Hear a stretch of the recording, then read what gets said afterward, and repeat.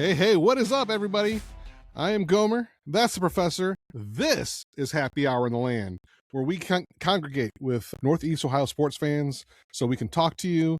We can just relax, kind of make things better for us. That's why it is a happy hour. We have our liquid libations today.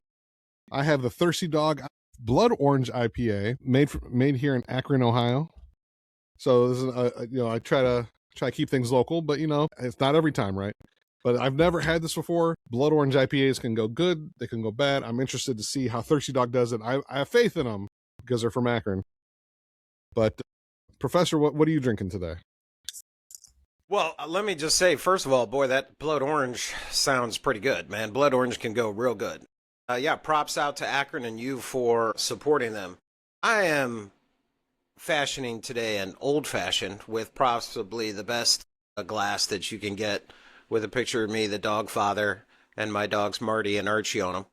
But now I see you getting your first sip of that Blood Orange, man. I'm dying. How is it? You know what? I have to have a second sip. I got to have more.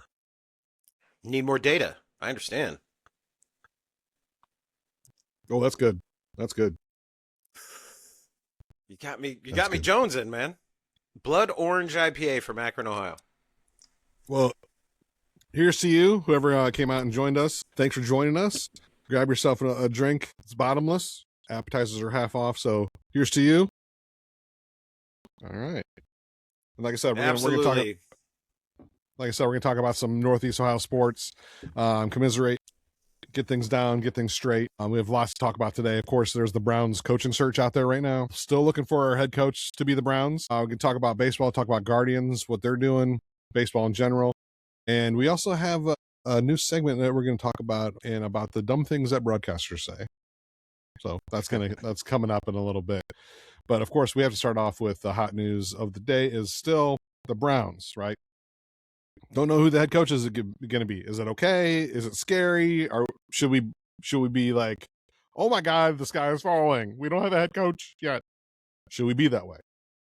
Well, that's a great question. And Ohio Browns fans or Browns friends everywhere are probably used to the head coaching search, right? We had quite a few years there where we had a new coach every 2 years. So it's not something new for Browns fans, but I think it's a great question, especially because, correct me if I'm wrong, Gomes, but the Browns was one of the first jobs available, right, after the season ended, right? Was firing Monday. And here we are, January 27th, and the Browns are still one of 3 teams that still don't have a head coach. So that makes me a little nervous, but according to Tom Pelissano, he says that the Browns actually go through an intense hiring process, different than anybody else does, actually requiring not just a personality test, which I think probably lots of people out there worked for Fortune 500 companies will get a personality test, but Gomes, if they're asking these guys to write an essay on why to be the Cleveland Browns head coach, that might be a little too much for the likes of like Harbaugh or anything like that. So it is a little nervous wracking, but according to Tom Pelissano, this is the Browns being the Browns, and according to Adam Schefter, the Browns are just doing their thoroughness. No big hurry. So maybe that's a good thing, maybe that's a bad thing. That's my initial thoughts. I got more about it, but don't want to bulldoze you, bro. What do you got? Well, no, I mean, they're obviously out there doing their due diligence. They're trying to figure this out. Right. They want to get it right. We've had, like you said, a head coach every 2 years. I think after Freddie Kitchens he was fired after a year. So they want to make sure they get this right. We've had Stefanski for 6 years now. And you're right. I do think like Harbaugh is like Pacino coming in for an audition. So I don't think you really need to have him do an essay. But for these younger guys, I don't mind it so much. And maybe that's why they're keeping some of the people are pulling out. It's a possibility it's just too much. And, I've always wondered about the head coach search, about like how you find that guy, because it's like anything, right? Interview or whatever. You don't really find out who the person is after 3 hours. I mean, I heard that and I don't know whose, I'm assuming it was Shieldhouse, but I heard interview went 7 hours. They didn't say who it was, but there was reports out that an interview went 7 hours. So Yeah, I read that as well, Gome, that it was Shieldhouse, that the Browns brass went out to L.A. and talked to him for 7 hours, and then of course they didn't get the contract from him. So yeah, I'm pretty. I didn't mean to interrupt you, boss. I'm sorry, but I heard that as well at Shieldhouse, that they talked to for 7 hours. I mean, if you're making the flight to LA, I mean, you probably don't want to just grab a burger and leave. But I guess it's all right. But yeah, like, what do you do? So having them do these extra steps, maybe to try to get in their head or personality. I don't know. I guess when I do them for a job, they're kind of pointless. So I don't know. I don't know. Well, we know that the Browns are heavy on analytics, right? We know that because Andrew Berry stayed. We know that not just him staying with Kevin Stefanski getting fired, but right. But I keep thinking about our last GM, John Dorsey, right, who went to Detroit and built a hell of a team there. Before Cleveland, he was in Kansas City, built a heck of a team in Kansas City. So it's clear that the Browns are lying big on data. Andrew Berry, smart guy. So maybe that's what it is. It's heavy on analytics, and Browns fans can make their own decisions on if that's working really or not. But I think analytics had something to do with it, bud. Well, and that kind of disappoints me in a way, because I was looking forward to see what they can do, right? So I heard the rumor, of course, was that Berry did not use Paul DePodesta for this last draft, and that it was mostly Berry that did it. We've talked about how great of a job he did on the draft, and all the previous ones that Paul DePodesta had a lot of input in.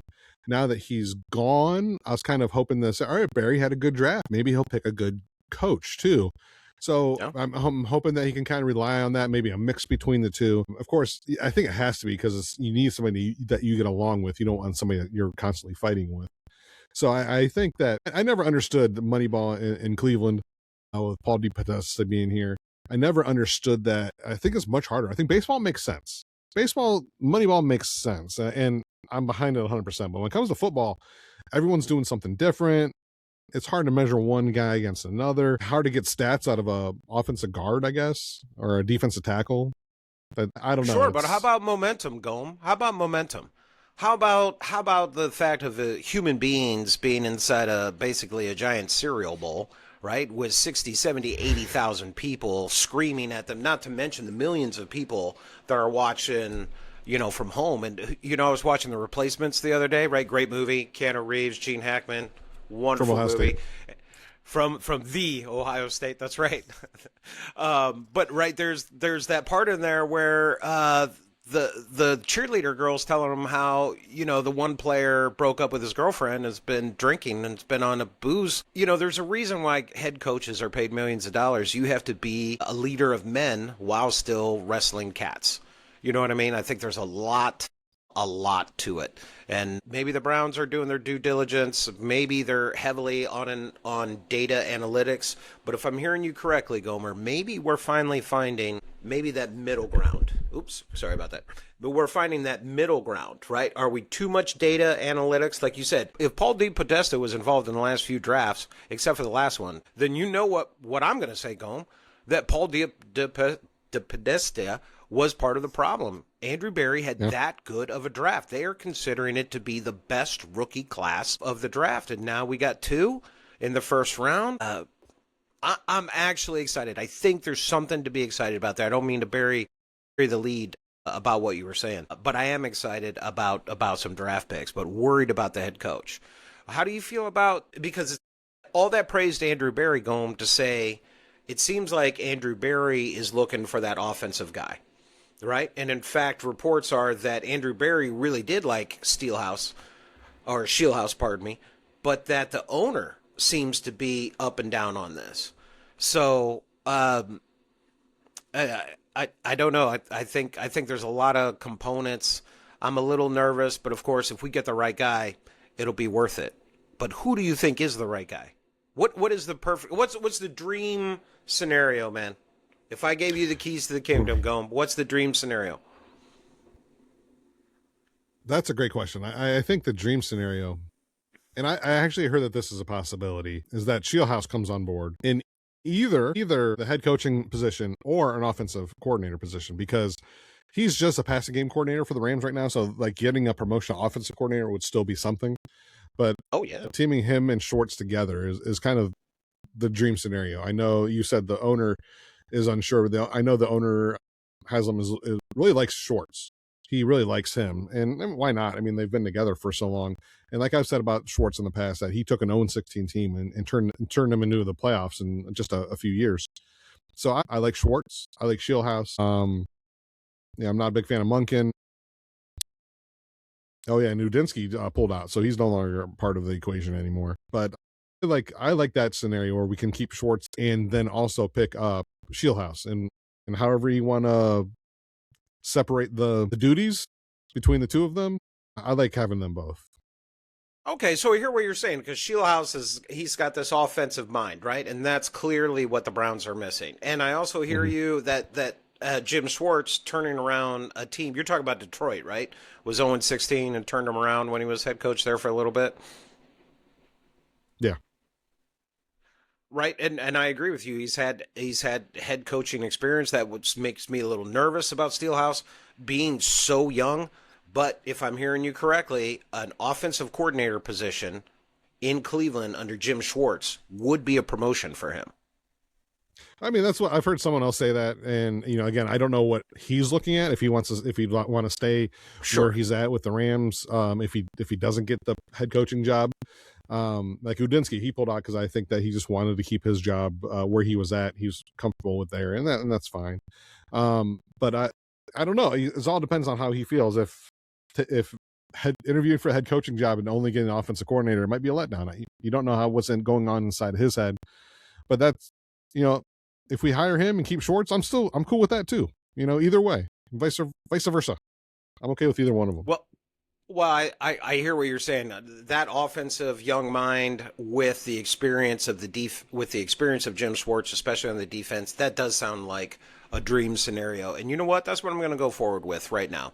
Give me Jim Schwartz as the head coach, and give me Steelhouse as the offensive coordinator, right? Because Mike McCarthy, who was the head coach of the Dolphins, is now the offensive coordinator for Harbaugh out in the Chargers, right? And that's going to be part of the problem for any head coach, is you got to build your offense and defensive coordinators. If Steelhouse is made head coach at 30, and this upsets Jim Schwartz, right? We'll lose Jim Schwartz, and then we're going to have a 30-year-old coach that's got to find an offense and defensive coordinator. So, I'm not excited about that possibility. I like your idea of that young offensive-minded coach with an experienced head coach. We know Jim Schwartz's defense, but let's not forget a 30-year-old who's trying to work his way up may really appreciate the tutelage of a Jim Schwartz, a guy who's been not only to a head coach job, but in several coaching positions and knows the league pretty well. I mean, Gomes, are you not talking about the perfect marriage of young and innovative offensive mind with experience, defense, and knows the league? Yeah, exactly. That's what I would want.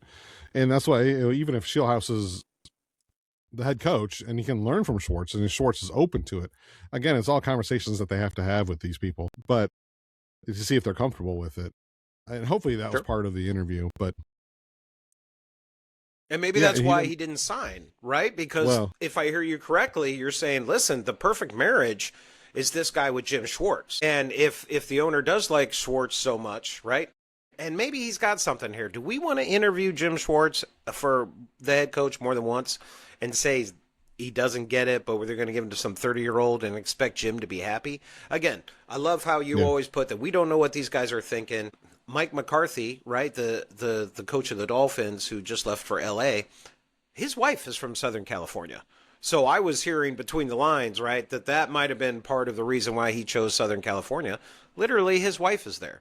Not to mention, and I think this goes back to the Browns coaching search, Gomes, when you get your first shot at a head coaching position, not everybody succeeds, and people do get a second and third, but how many people want to go into a head coaching job like the Browns, right, without quarterback situation settled, obviously? But here's another one, Gomes. How about whoever the head coach is, are they really expected to make the playoffs year one? Because here's my point, right? If they're hired and the expectation isn't meet the playoffs, then you're starting in the second year of that coach, right? And you better make moves. You better make some wins. Otherwise, right, you're third year and you're basically right on the edge of the hot seat. Yeah, for sure. And I apologize to correct you. Mike McCarthy actually went to Pittsburgh. He's a Pittsburgh native, so he went to Pittsburgh. Mike McDaniel went to San Diego. Just Oh, apologies. Yes, I was talking about Mike McDaniel that whole time. Yes, the head coach of Miami. Thank you, Gome. Yes, I'm not good with names, so appreciate that. But hey, man, you mentioned it. What do you think of Mike McCarthy in Pittsburgh? Well, Mike McDaniel, I thought was an odd one because he pulled out of the coaching search for the Browns, and then he decided, you know what, I'm going to go to San Diego, which, okay, like that's what you want to do. That's fine. And then he's like, well, no, I'm going to interview with the Bills. And then he pulled out of the Bills search like a day later. That was very confusing about, do you want to be a head coach? Do you not want to be a head coach? Because maybe he just wanted that buffer to find out, to kind of relax a little bit. And I thought that was very strange. Mike McCarthy to the Pittsburgh Steelers, I absolutely love. I think it's a great move for a Browns fan. Anybody that likes the Browns, I think Mike McCarthy to the Steelers is a great move. I know a lot of Steelers fans that I know aren't happy about it. And I can agree with them because they kept saying that they wanted him to come to Cleveland, or some people have said that. And I did not want him to come to Cleveland. And I mean, he did okay, I guess, with the Cowboys, but. Yes, I'm sorry to interrupt you, brother, but I just got to, I'm going to say 100%. It sounds like what you're about to say as well. He won a Super Bowl with Green Bay, but what did he do with the Cowboys? And another thing about the Cowboys, do you not see that similarity between the Browns and the Cowboys with owners? Yes, so my point is, right, was Mike McCarthy under the marching orders of Jerry Jones, much like Kevin Stefanski was under the marching orders of Jimmy Haslam? Yeah, I think Jones has toned down a lot in the last 10, 15 years. I don't think he's as bad as he was when he was younger. And I think I heard him talking about retiring pretty soon too. Jeez, I mean, come on, he's got to be pushing 90, right? He gave football operations to his son several years ago, so yeah. I agree with you that Jerry Jones is backing out. That's what makes me think, is Jimmy Haslam going the new Jerry Jones? No, I think Haslam's learning a lot. I think he was a little. What I liked about Haslam is before he took over the team, I think he talked to a bunch of owners, including the Steelers. I think he went to the Steelers and kind of tried to figure out what they're doing. And I think he's figuring things out about how much input he should have. And to be the owner, I think you should have a little input. Maybe let the guys that know football a little bit better coach and pick those players, but. Hey man, if you're spending that much money, I think you deserve a little bit of input. Hey man, I'm all for having some input. There's no doubt about it. But what I'm wondering is, are we talking too much input? Can I say two names that should finish my argument for me? Johnny Manziel. That was Jimmy Haslam. And Deshaun Watson. That was Jimmy Haslam. So I hear what you're saying about growth. As a professor, I'm all for growth. I'm looking for growth. I think Andrew Berry has grown a lot. I thought Kevin Stefanski had grown a lot. And I hear what you're saying about the owner growing a lot. I heard him kind of back off about the Shedeur Sanders on the draft. But I got to tell you, I'm not convinced that was not another owner move. So that means our last three big quarterback accusations, the last three quarterbacks that we have acquired, right, big quarterbacks, right, Manziel and Watson, all seem to be, and Shedeur Sanders, all seem to be coming from the owner.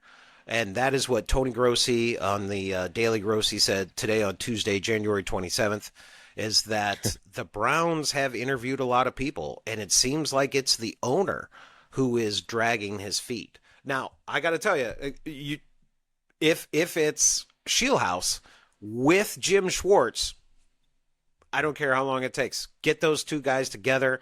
Get me a strong, young, hungry offensive guy with the wisdom of Schwartz, and that sounds pretty good. But that's not what we're talking about now, right? We're talking about the owner getting involved with the head coach, because I believe the owner got involved with the quarterback. And that's, come on, pretty important position, right? And we're talking about, can Jimmy Haslam say, I trust my football guys to do it? What do you think? Well, when it comes to Watson, obviously one of the biggest busts in NFL history. But looking back at it, I in the moment was saying, no, this is a bad move. But there's a lot of reports that came out this week about Watson, I guess that time around Watson, about Baker.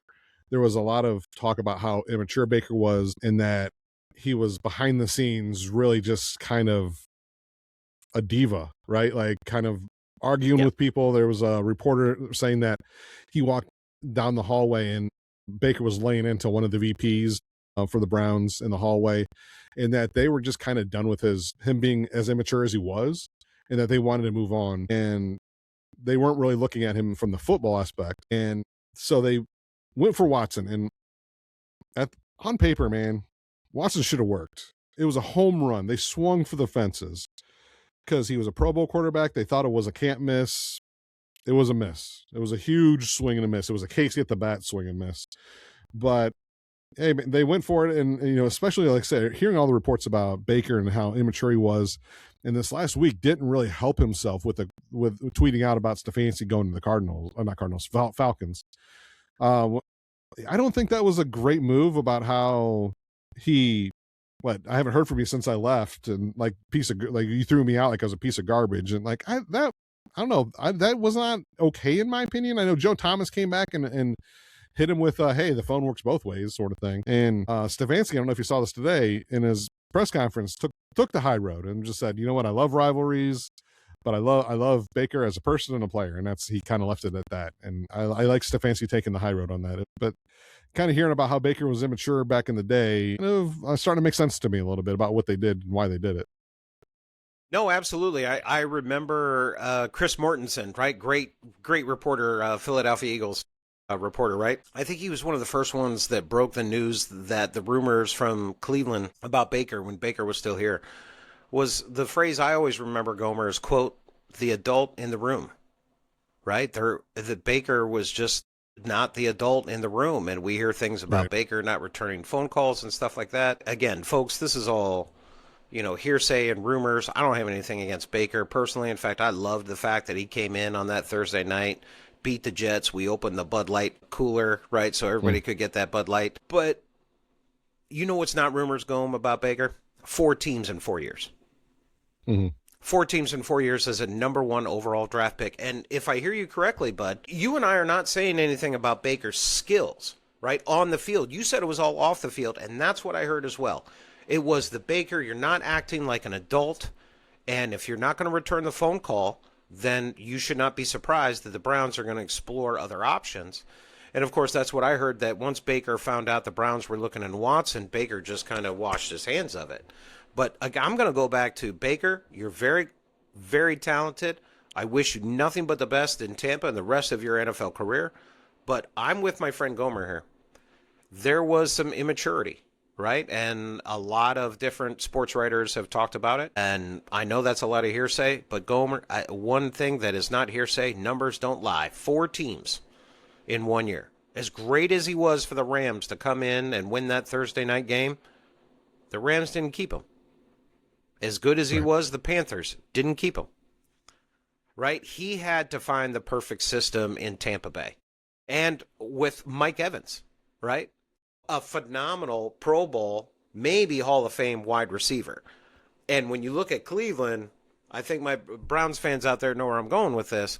When's your last number 1 wide receiver that didn't have off-field issues that you could count on a regular, day-to-day? Where's your Lamar Chase, right? Where's your Webster Slaughter? Where's your dedicated number 1?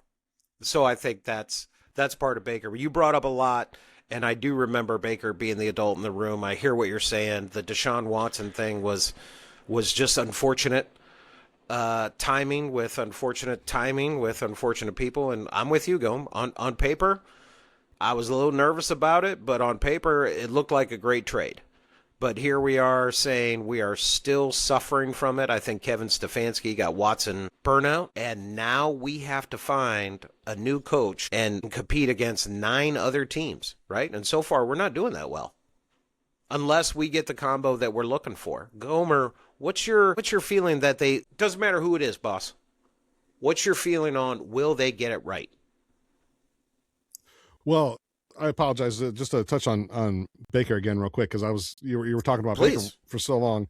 I don't want to make this Sorry. all about Baker, but that I had a conversation with somebody before the season, or actually in the middle of the season, about Baker, and Baker was looking like a Pro Bowler and MVP and whatnot, and someone told me, "Hey, you know why he picked the Buccaneers? Because the same reason Tom Brady went there, because it's an easy division." And you're playing the Panthers, you're playing the Saints, and it's easy to look good in that division. And I can't remember who told me that, but they were dominating their division. And then the rest of the season hit, and they played the other teams, and they ended really on a soft note for Tampa. And the whole division, the division winner was 8-9, and I was like, oh my gosh, were they right?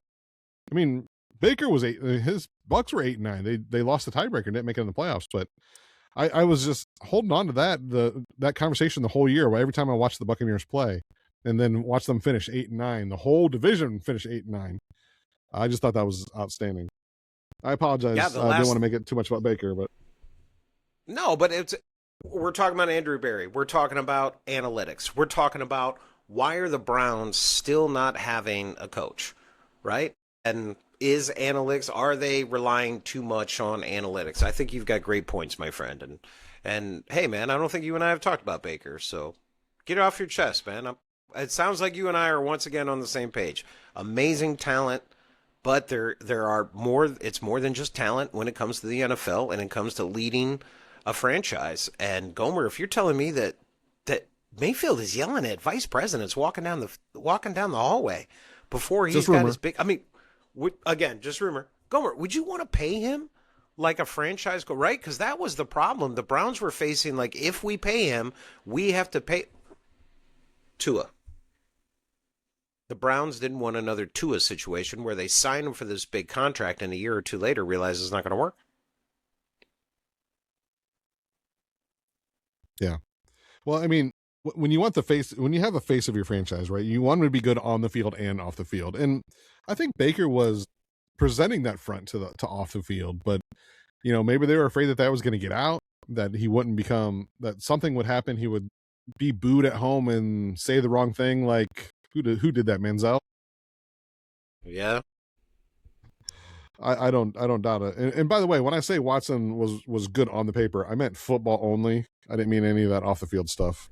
So I just want to throw that in there too. Good.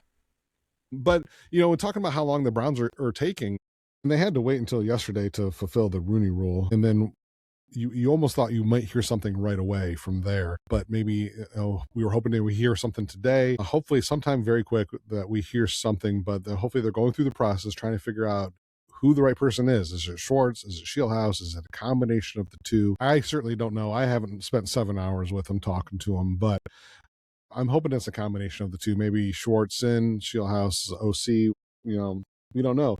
It's kind of like what's happening down in Atlanta right now with Stefanski. It's almost the same situation, because he came in and realized, hey, our defense is really good. Let's keep the defensive coordinator, and this team is just going to go great from there. They were 8-9 last year, and I suspect that things are going to go well for Stefanski down there in Atlanta.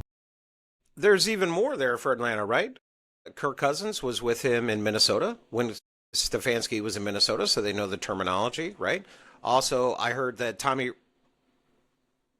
Bill Callahan, the offensive line, back when our offensive line was really good, he's coming back. And Tommy Rees, right? The offensive coordinator that the Browns had last year, he took them over. So I fully expect Atlanta to be looking good in a year or two. But that leaves us back to where we are going. We got out of 10 positions, 10 jobs, right? There's only 3 left: the Cardinals, the Browns, and the Raiders. Now, I look at the Raiders, and that's the number 1 overall pick. Obviously, you're going to have a rookie quarterback. Not a lot of coaches are excited about a rookie quarterback. Do you think maybe that's why the Raiders job is still open? I suspect that Fernando Mendoza is going to be a good quarterback, and I would think that would be attractive to some head coaches that would want a job, right? You're going to be able to come in, mold this first pick overall quarterback, and kind of get him into your system. He's a great kid. He talks well with the press. I really think that he'll do well with the Raiders. In the other opening, Arizona, who knows what's going to happen there? And from what I heard, the rumor is that the Browns could possibly get Kyler Murray on the cheap to come to Cleveland and be our quarterback. But the problem with that is once Dante Moore decided to stay in school, the price for Kyler Murray went up. That's an interesting point, Gome. Have you heard? I saw, this is pretty crazy, right? That's why I remembered it. Did you hear Ty Simpson, Alabama quarterback, to the Jets at number 2? That seems insane. Yeah, that is crazy. If they pick Ty Simpson at 2, that will be insane. The last project I saw was Ty Simpson was projected to go in the mid to late first round. So if they reach up and pick him at 2, that will be crazy. But you know what? That actually would be good for us. If they reach up and take him and they don't need a quarterback, then possibly Tristan Chambliss might fall to us in the second round. That could happen, but Pittsburgh needs a quarterback too. I think the Steelers do need a quarterback. I don't know if they'll do number 1 because they got Ohio State's 6'4", Will Howard champion, who's been sitting. So I am worried a little bit about the Steelers, but to go first round for a quarterback, I'm not sure they would. They've got other holes and stuff like that. But I hear what you're saying. But would you want him with our first pick, second round? The quarterback from Ole Miss? I would take Tristan Chambliss in the first pick in the second round. That would be our third pick overall. We could pick a tackle there. We could pick another wide receiver. But I saw him play against Georgia, and he was really good. I fell in love with his play that day. I think that he would be a good fit with the Browns, and I would really like to see him on the Browns. But why would we need a quarterback? Because right now we currently have a Pro Bowl quarterback on the Browns roster. That's right. Pro Bowl, our boy, 5th round pick, Shedeur Sanders, going to the Pro Bowl as an alternate. Gome, what do you think? Man, it's a joke. I mean, Shedeur is a Pro Bowler. That's not right. Now, look, I like Shedeur. I'm not a Shedeur hater. I want Shedeur to be good. I'm a Browns fan. But, I think he's going to be a good quarterback. If he gets a chance next year, I do think he'll do good. I think he'll lead us to some wins. Will he be a franchise quarterback? I don't know. That jury's still out. That has yet to be answered. I think he could be a good, serviceable quarterback. But the thing that really concerns me is, but how can you name him a Pro Bowl quarterback? I mean, 10 interceptions, 7 touchdowns. He has more interceptions than touchdowns. Those are great numbers to talk about. I couldn't agree with you more. 10 interceptions, 7 touchdowns. But, another number that came out from, I believe, the Ultimate Cleveland Sports Show was talking about how Shedeur is like 4th in the history of holding onto the ball, the longest in NFL history. Right, we knew he was holding on to the ball in college. That was one of the number 1 things that came out. But according to the Ultimate Cleveland Sports Show today or yesterday, they were talking about how Shedeur has the 4th longest time in the last 25 years to throw the ball. Now, Gomer, I want him to get better, right? Nobody's perfect, but that's a heck of a stat, Gomer. Can we agree? That's got to get better. Man, if that's true, if he really does hold the ball longer than anyone else in the league, then all these people that are excusing him, saying that, we have the 4th-string offensive line. But it wouldn't matter if you have the 1st-string offensive line, all Pro Bowlers all across the front line. If he's holding the ball for that long, for the 4th longest in NFL history, he's not going to do well. He needs to learn how to let go of the ball quicker. Make those quicker passes. Yeah, really. A popularity contest because of the last name. I couldn't agree with you more, man. Great way to put it. Thank you, everyone, again for joining us. It's been a shorter episode of Happy Hour in the Land. I'm Gomer. That's Professor. We're going to see you next time. Please come back and join us. It's been a pleasure hanging out with you. I hope you come join us because you know what? I'm going to miss you. Make sure if you have any suggestions or anything you want to add to the show, please email us at happyhourintheland@gmail.com. We'll read it on the air. If you have a drink recipe that you want us to try during our next happy hour, please put that in there as well. Again, I'm Gomer. That's Professor. This is Happy Hour in the Land. Thank you for joining us. We'll see you next time. See ya.